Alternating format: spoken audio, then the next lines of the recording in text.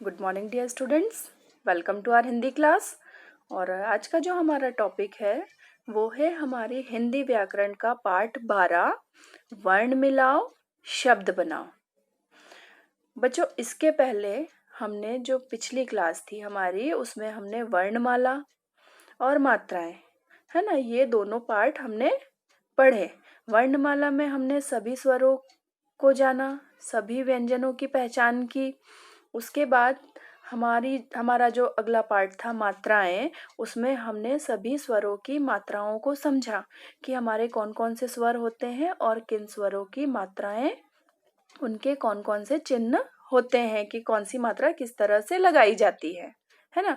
और अब जो हमारा आज का पार्ट है वर्ण मिलाओ शब्द बनाओ, इस पार्ट के नाम से ही हमें ये पता पड़ रहा है कि हमें क्या करना है।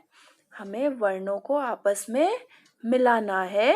हमें दो वर्ण दिए गए हैं, दो या दो से अधिक जितने भी वर्ण दिए जाएंगे उसे हमें क्या करना है, आपस में मिलाना है और मिलाकर एक शब्द बनाना है। तो आइए हम शुरू करते हैं। यहाँ देखिए सामने आपको चित्र दिए गए हैं। चित्रों के नीचे आपको कुछ वर्ण दिए गए हैं और वर्णों को मिलाकर उनके शब्द बनाए गए हैं। यहाँ शुरू करते हैं हम। जैसे पहला चित्र न ल, दोनों मिलकर क्या बना, नल। न प्लस ल दोनों मिलकर बना नल। उसके बाद आते हैं हम दूसरे चित्र पर। यहाँ देखिए हमें कौन सा वर्ण दिया है, ज ग। ज ग दोनों मिलकर बना जग। क्या बना, जग। अब तीसरे चित्र में क म ल, क म ल तीनों मिलकर बना कमल। क्या बना, कमल। उसके बाद आते हैं हम चौथे चित्र पर। चौथा चित्र यहाँ देखिए क्या लिखा है, ब र ग द। ब र ग द चारों वर्ण मिलकर कौन सा शब्द बना, बरगद। कौन सा शब्द, बरगद। अब आते हैं हम पांचवें चित्र पर। पांचवें चित्र यहाँ पर क्या लिखा है नीचे, आ म। क्या लिखा है, आ म दोनों मिलकर बना आम। क्या बना, आम। अब छठा चित्र क्या लिखा है यहाँ नीचे देखिए, ची, च में ई की मात्रा, ची। ड़ी, ड़ में ई की मात्रा, ड़ी। या, ची ड़ी या ये मिलकर बना चिड़िया। क्या बना, चिड़िया। अब आते हैं हम सातवें चित्र पर। सातवें चित्र के नीचे यहाँ देखिए क्या लिखा है, हा। थ में बड़ी की मात्रा, थी। हाथी। क्या बना, हाथी। अब यहाँ आठवां चित्र, लौ, ल में ओ की मात्रा, लौ। क में ई की मात्रा, की। ल में औ की मात्रा, लौ। क में ई की मात्रा, की। ये मिलकर बनी लौकी। क्या बनी, लौकी। अब इसके बाद नौवां चित्र, म में ऊ की मात्रा, मु। र ग में ई की मात्रा, गी। मु र गी ये मिलकर बनी मुर्गी। क्या बनी, मुर्गी।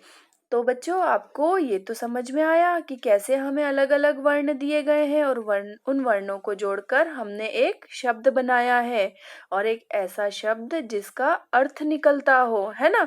जैसे नल, जग, कमल, बरगद, आम, चिड़िया, हाथी, लौकी, मुर्गी, है ना। ये सभी किसी ना किसी चीज के नाम है, जैसे फल हुआ, सब्जी हुई, फूल हुआ, है ना। अलग अलग वस्तुएं हैं, पेड़ है, जानवर है, पक्षी है, ये सभी के नाम हैं। अब इसके नीचे हमें अगला शब्द दिया है, यहाँ देखिए। पहले ये वर्ण म ट र, तीनों मिलकर बना मटर। क्या बना? मटर, है ना। ये दिया है आपको मटर का चित्र। अब आगे देखते हैं हम। अब इसी वर्ण को हमको क्या करके दिया है? आगे पीछे करके दिया है ना। अव्यवस्थित कर दिया है, इसे अव्यवस्थित कर दिया है। र ट म। मटर को जो वर्ण थे मटर के, उसको आगे पीछे करके दिया है, जैसे र ट म। तो इसका शब्द क्या बना बच्चों? रटम। र ट म, जब हमने इन तीनों वर्णों को जोड़ा तो इसका शब्द बना रटम। पर अब मुझे ये बताइए, क्या रटम शब्द का कोई अर्थ होता है? नहीं, हमने तो नहीं सुना कि आज तक रटम का कोई अर्थ होगा, है ना। इसका सही अर्थ इस तरह लिखने से समझ में आ रहा है, जैसे म ट र। जब हमने इसको व्यवस्थित तरीके से लिखा म ट र, तब जाके इसका एक अर्थ हुआ, है ना। अर्थपूर्ण शब्द बना। वो क्या बना? मटर। क्या बना बच्चों? मटर। आइए आगे देखते हैं हम। शब्द बनाते समय वर्णों का सही जगह प्रयोग होना चाहिए। जब हम कोई भी शब्द बना रहे हैं तो हमें वर्णों को व्यवस्थित तरीके से लिखना चाहिए, तब जाके एक अर्थपूर्ण शब्द बनता है, जिसका कोई अर्थ रहता है। वर्णों को सही जगह प्रयोग करने से बनने वाली रचना को शब्द कहते हैं। अब यहाँ आपको शब्द की परिभाषा दी गई है। यहाँ देखिए, ये आपकी शब्द की परिभाषा है। वर्णों को सही जगह प्रयोग करने से बनने वाली रचना को शब्द कहते हैं।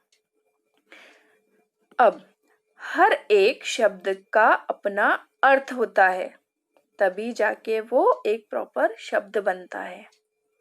अब हम देखते हैं कि हमने क्या क्या सीखा है। स्वरों एवं व्यंजनों के मेल से शब्द बनते हैं, ये तो हमें पता है कि जितने स्वर होते हैं, जितने व्यंजन होते हैं, हम क्या करते हैं, आपस में उन्हें जोड़ते हैं और उनसे शब्द बनाते हैं। उनके मेल से क्या बनता है? स्वरों और व्यंजनों के मेल से शब्द बनता है। वर्णों के सही जगह पर प्रयोग करने पर ही शब्द बनते हैं। अगर हम वर्णों का प्रयोग सही जगह पर कर रहे हैं, जब जाके शब्द बनेगा, नहीं तो उस शब्द का कोई अर्थ नहीं होता है। जैसे हमने अभी उदाहरण के तौर पर देखा रटम। रटम का कोई अर्थ नहीं है। अब हमने उसी वर्णों को सही जगह पर प्रयोग किया तो उसका एक व्यवस्थित शब्द बना। वो क्या था? मटर। उसके बाद हर एक शब्द का अपना अर्थ होता है। हर एक शब्द का अपना अर्थ होता है। तो हमने इस पाठ में बच्चों ये पढ़ा कि हमने अलग अलग वर्णों को जोड़ा और जोड़कर हमने शब्द बनाए, है ना। ऐसे ही आप घर पर प्रैक्टिस के लिए अलग अलग स्वर लेंगे, व्यंजन लेंगे, उसे आपस में जोड़ेंगे, जोड़कर शब्द बनाएंगे और उस शब्द को बार बार दोहराएंगे। इससे क्या होगा? आपको वर्णों की पहचान और अच्छे से होगी और जो आप शब्द बना रहे हैं, शब्द को बहुत जल्दी जल्दी पढ़ पाएंगे। इससे आप बहुत अच्छे से रीडिंग करना भी सीख जाएंगे। अब इसकी जो अभ्यास दिया गया है इस पाठ का, वो मैं आपको पीडीएफ में शेयर करूंगी। आप उसे अपनी बुक में कंप्लीट करेंगे और अगर आपके पास अभी बुक नहीं है तो अपनी कॉपी में लिखेंगे। ठीक है। और जब भी बुक आती है आपको इसे बुक में कंप्लीट करना है। Have a nice day.